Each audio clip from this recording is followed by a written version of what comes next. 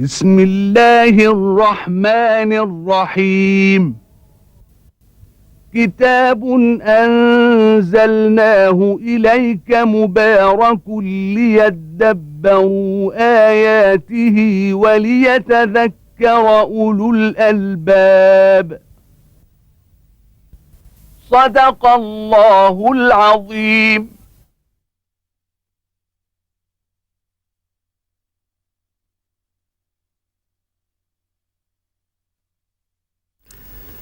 إن الحمد لله نحمده ونستعينه ونستهديه ونستغفره ونعوذ بالله من شرور أنفسنا ومن سيئات أعمالنا.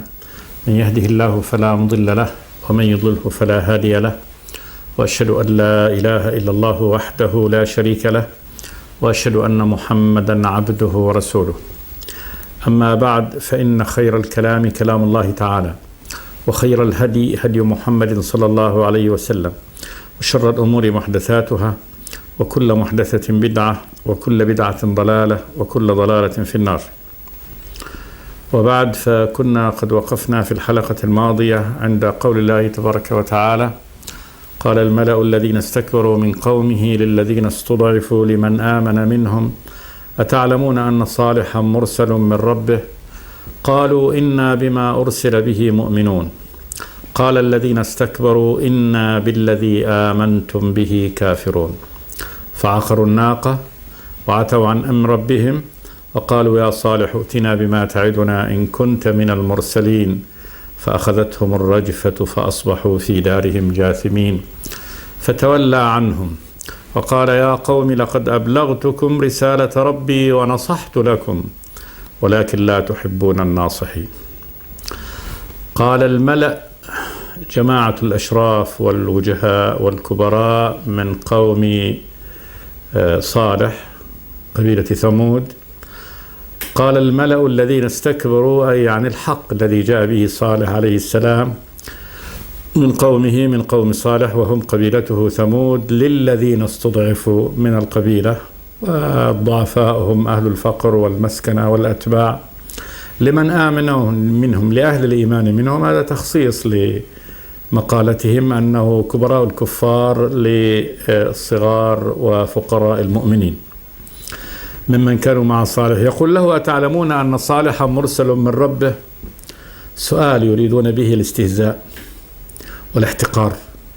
أتعلمون أن صالحا مرسل من ربه؟ لم يكن هذا سؤال منهم يريدون به يعني أن يستفهموا هل هم آمنوا بصالح أم لا، ولكن من باب أتعلمون أن صالحا مرسل من ربه، يعني اتبعتم صالح عن علم ومعرفة بأنه رسول، أم أنكم قوم لكم أهداف وغايات ومآرب أخرى في اتباعكم لهذا الرجل، أو أنكم سمعتم قولا من رجل فقلتموه واتبعتموه.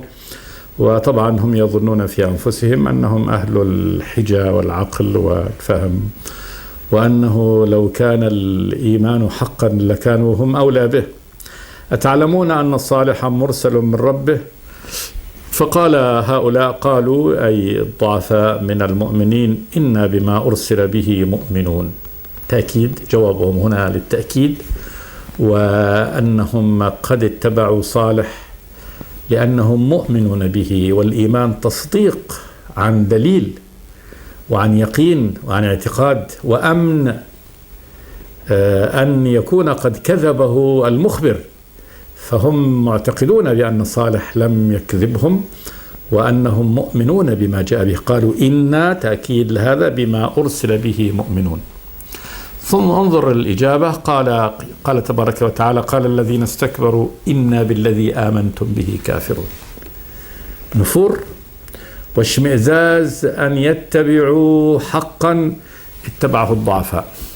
إنا بالذي آمنتم به، هذا الذي آمنتم به نحن به كافرون، لأنهم آمنوا به، لأن هؤلاء من الضعفاء والفقراء والمساكين، ولأنهم آمنوا. فقالوا إنا بالذي آمنتم به كافرون، وتمادوا في غيهم وطغيانهم. قال جل وعلا فعقروا الناقة، عقرها قتلها. ونسب الله تبارك وتعالى العقر إلى القبيلة كلها، إلى هؤلاء الكفار جميعا، لأنهم متمالئون، وذلك وإن كان الذي قد عقرها رجل واحد منهم، كما قال صلى الله عليه وسلم: من تدب لها أو خرج لها رجل منيع عارم في قومه،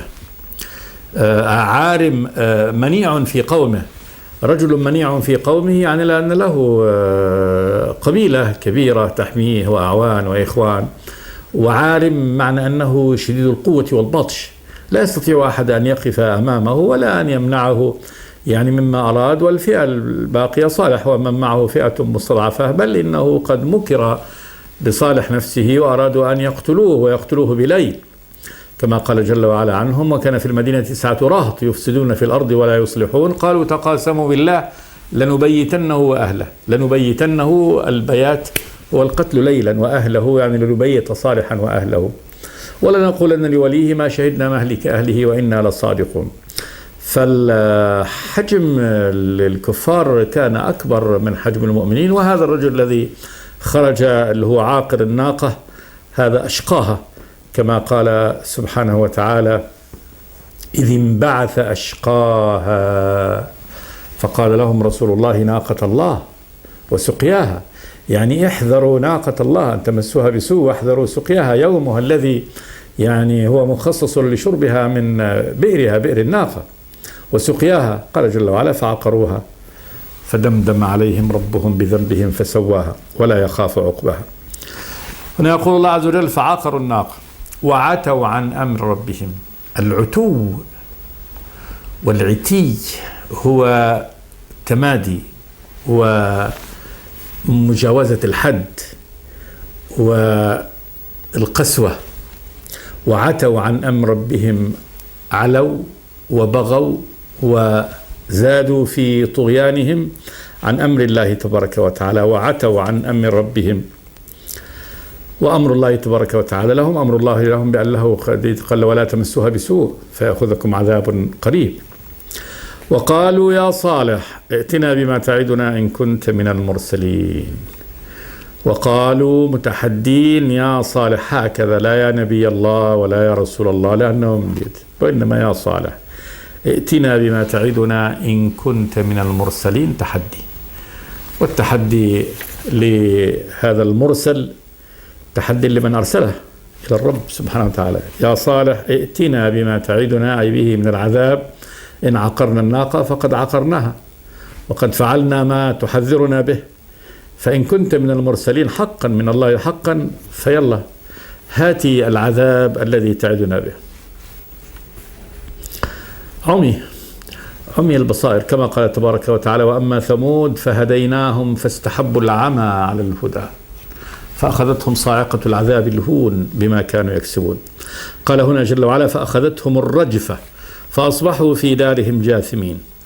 الرجفة اللي هي الهزة الشديدة، الزلزلة الشديدة، وهذه الزلزلة كانت نتيجة صيحة ملك صاح فيهم صيحة صوت، يعني الله تبارك وتعالى قضى عليهم بصوت، مش بصوت ملك من ملائكته سبحانه وتعالى، صاح فيهم صيحة واحدة، كما قال جل وعلا: إن كانت إلا صيحة واحدة فكانوا كهشيم المحتضر. الهشيم هو القش الذي قد تهشم، والهشم تحطم من المكث طويل، فإنه إذا حضرت الهشيم وضعته في حظيرة وتركته عاما مثلا فإنه يتهرى ويتحطم. فالله شبه يعني هلاكهم وتفتت أجسادهم بعد ذلك بهذا.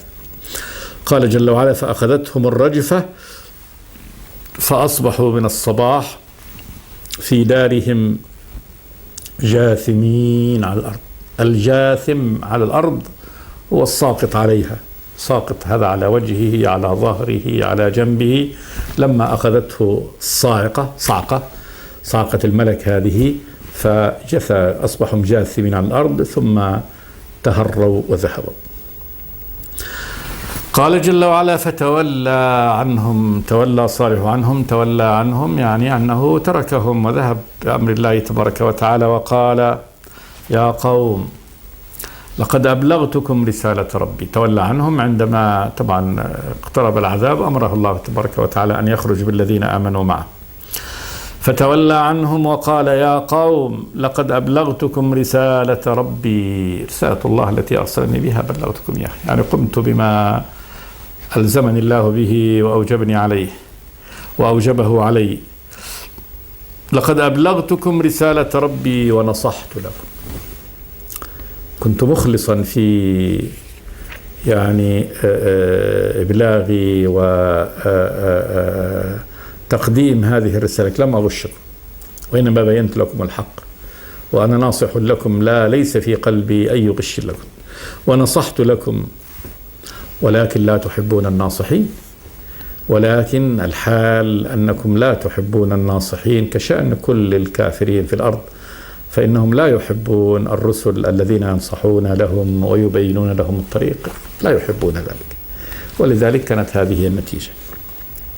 طوى الله تبارك وتعالى هذه صفحة من صفحات تاريخ الرسل طويت، وهذا صالح وهذه ثمود العربية التي تسكن الحجر، وهذه أرضها ومساكنها معلومة يعني لهؤلاء المخاطبين. فالمخاطبين من العرب يعلمون الحجر مدائن صالح ويرون هذه المساكن ويمرون عليهم في تجارتهم للشام ذهابا وجيعا. آخرون، صفحة جديدة من صفحات هؤلاء المجرمين وكيف قابلوا رسالة الله تبارك وتعالى. قال جل وعلا ولوطا إذ قال لقومه أتأتون الفاحشة ما سبقكم بها من أحد من العالمين.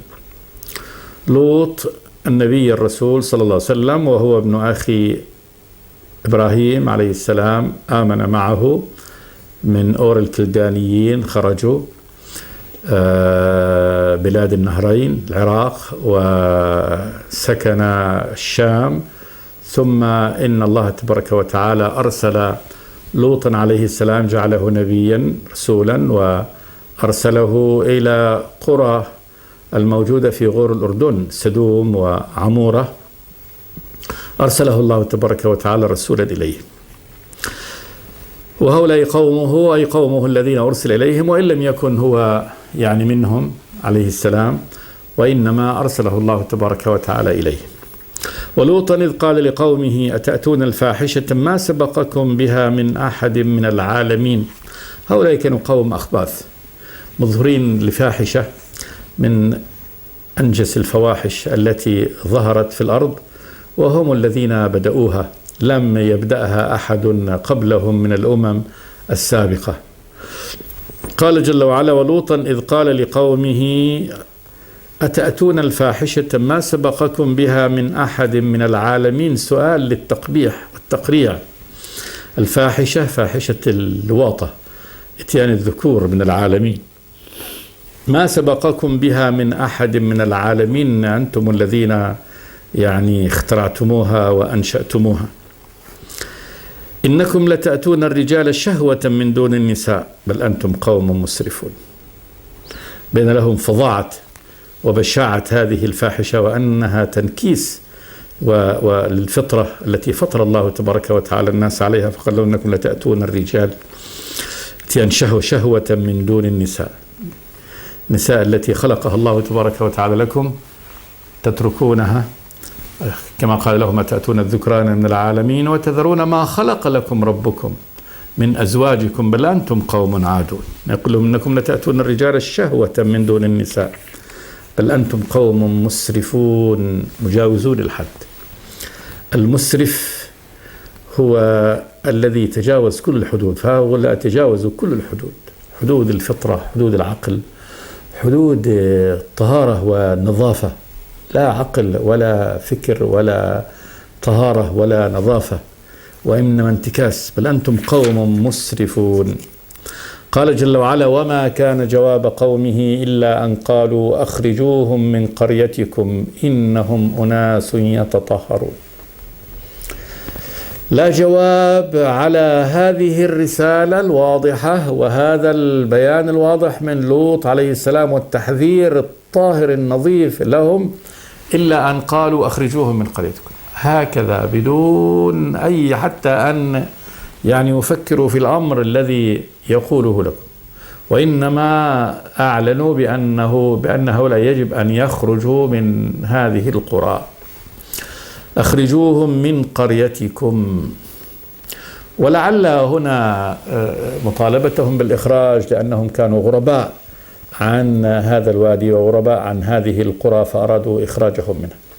اخرجوهم من قريتكم، ثم قالوا إنهم أناس يتطهرون، جعلوا الاستقامة والطهر جريمة، وذلك أنهم منتكسون في النجاسة، فأصبحت الطهارة بالنسبة إليهم، الطهارة هي النظافة أصبحت هذه جريمة، فجريمتهم أنهم أناس يتطهرون. وهذا يدل على أنهم يعلمون أن ما هم فيه من الفاحشة إنما هو شيء مقذر بل نجس ودنس، لكنهم مع هذا لا يحبون أن يساكنهم إلا أمثالهم ممن استمرأ هذه الفاحشة الخبيثة.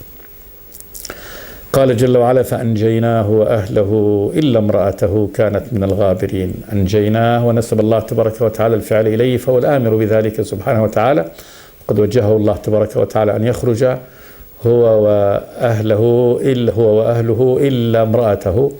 وقد قيل بأن امرأته كانت على دين قومها بقيت كافرة، وكذلك كانت موافقة لقومها على هذا الفعل الخبيث، بل كانت تدلهم على الضيفان.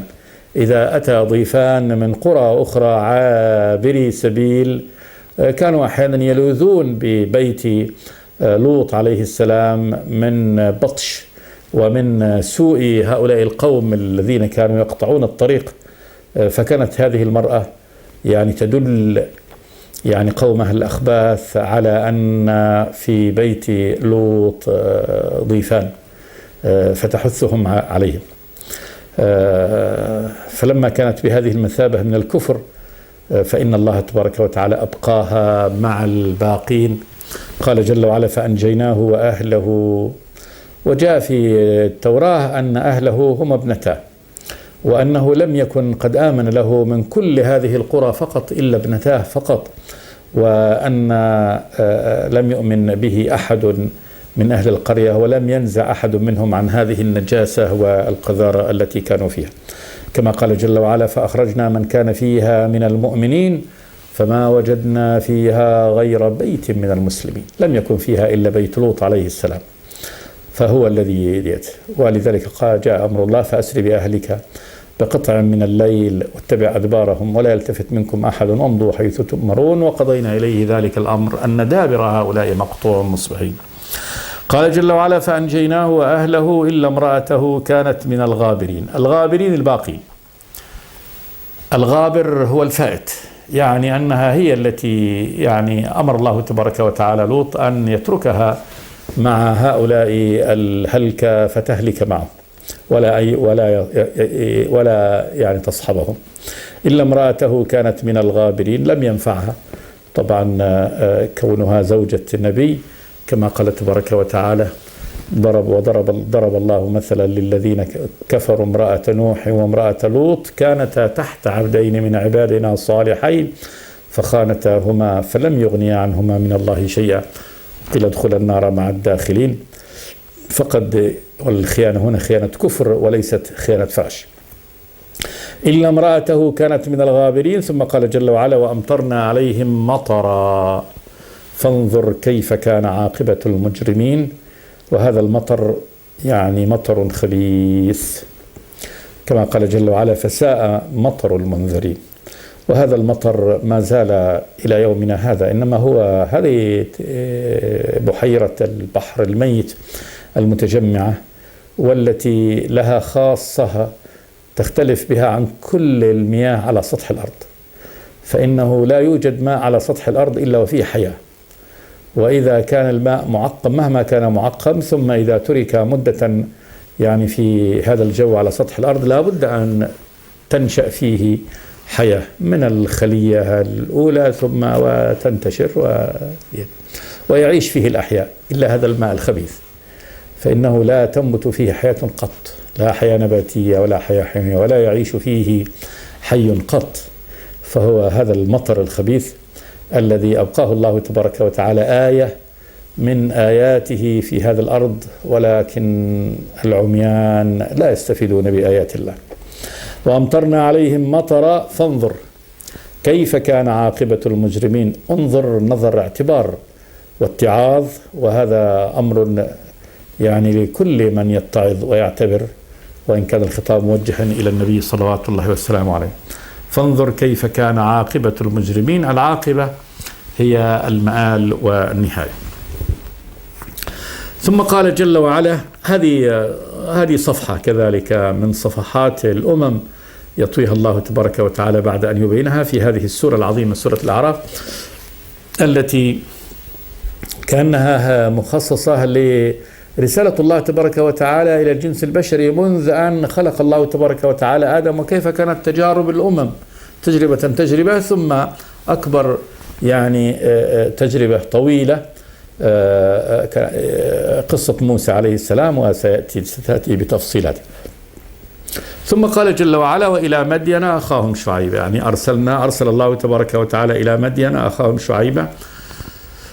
هو مدين هي منطقة معان الآن في جنوب الأردن،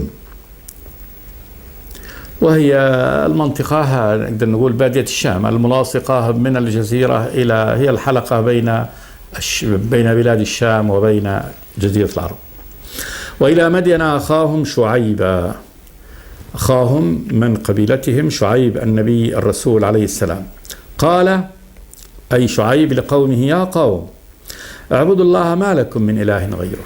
ناداهم أن يعبدوا الله وقال لهم ما لكم من إله غيره. اعبدوا الله اسم علم على ذات الرب لم يسم به غيره سبحانه وتعالى، تعرفه كل الأمم وكل الشعوب بهذا الاسم، خالق السماوات والأرض سبحانه وتعالى. ثم قال لهم ما لكم من إله غيره على الحقيقة، وأي إله يتخذ غيره فباطل، لأنه هو الله سبحانه وتعالى. الله وحده هو المتفرد بالخلق والإنشاء والإحياء، وهو الذي بيده مقاليد كل شيء سبحانه وتعالى. الله خالق كل شيء وهو على كل شيء وكيل، فخالق كل شيء والمتوكل بكل شيء والذي يستحق العبادة، لا يستحق العبادة سواه. ما لكم من إله غيره قد جاءتكم بينة من ربكم. قد جاءتهم، يخبر بأنه قد جاءتهم بينة من ربي على صدق شعيب عليه السلام.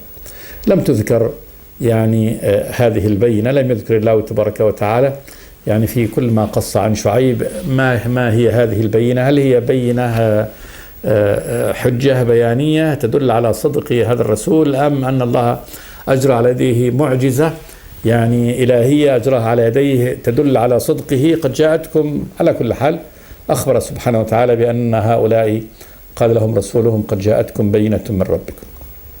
ثم أمرهم بعد توحيد الله تبارك وتعالى بالعدل، قال فأوفوا الكيل والميزان، أمرهم بإيفاء الكيل والميزان. وهذا كان يبدو أنه يعني جريمتهم المنتشرة بعد الشرك بالله تبارك وتعالى. الكيل مقياس للأحجام، والميزان مقياس يعني للثقل، فهذه مقاييس أوفوها.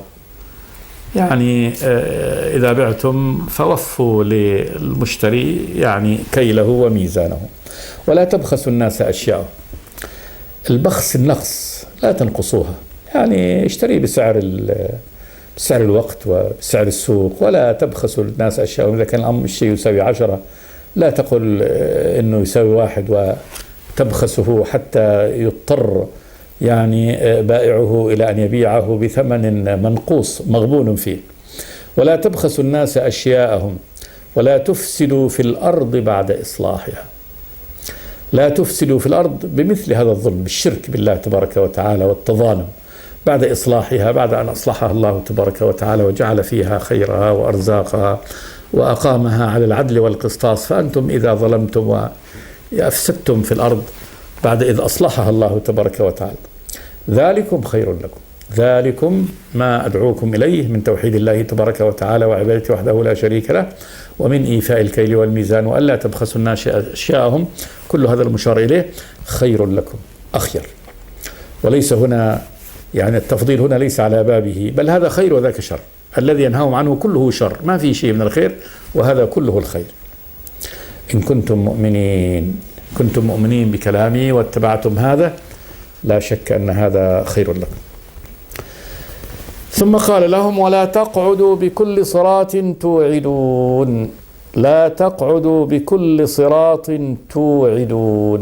توعدون. تهددون من آمن بالله تبارك وتعالى وتصرفونه عن الحق. ولا تقعدوا بكل صراط توعدون وتصدون عن سبيل الله من آمن به. الصد المنع. تصدون عن سبيل الله، عن طريق الله، من آمن به، وتبغونها عوجا.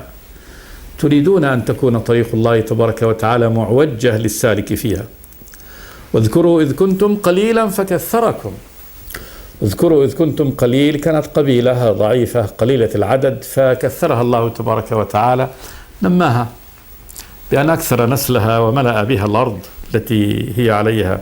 واذكروا إذ كنتم قليلا فكثركم، انظروا كيف كان عاقبة المفسدين. انظروا نظر اعتبار ونظر اتعاظ، كيف كان عاقبة المفسدين من الأمم قبلكم، قوم نوح، عاد، ثمود، قرى لوط وهي ليست بعيدة عنهم، فهؤلاء في شرق الأردن وهؤلاء في غور الأردن، فهي قريبة منهم. وانظروا كيف كان عاقبة المفسدين. ثم قال لهم: وإن كان طائفة منكم آمنوا بالذي أرسلت به وطائفة لم يؤمنوا فاصبروا حتى يحكم الله بيننا وهو خير الحاكم. وإن كان طائفة، جماعة منكم من القبيلة، آمنوا بالذي أرسلت به وطائفة لم يؤمنوا، يعني انقسمت القبيلة إلى قسمين، قسم آمن معه وقسم كفر. قال لهم: فاصبروا حتى يحكم الله بيننا. وهذا الصبر لأنهم يستعجلون العذاب ويستعجلون إخراج هؤلاء فيأتيهم العذاب. قال: فاصبروا حتى يحكم الله بيننا. الحكم فيما بيننا نحن المؤمنون وبينكم إلى الله تبارك وتعالى، وهو خير الحاكمين. لا حكم كحكم الله تبارك وتعالى، هو خير الحاكمين. وحكم الله تبارك وتعالى يحكم العدل، يحكم لأوليائه على أعدائه سبحانه وتعالى. نقف إن شاء الله عند هذا ونكمل مع شعيب يعني قصته إن شاء الله في الحلقة الآتية. أقول قولي هذا وأستغفر الله لي ولكم من كل ذنب. صلى الله وسلم على عبده ورسوله محمد. بسم الله الرحمن الرحيم. كتاب أنزلناه إليك مبارك ليدبروا آياته وليتذكر أولو الألباب. صدق الله العظيم.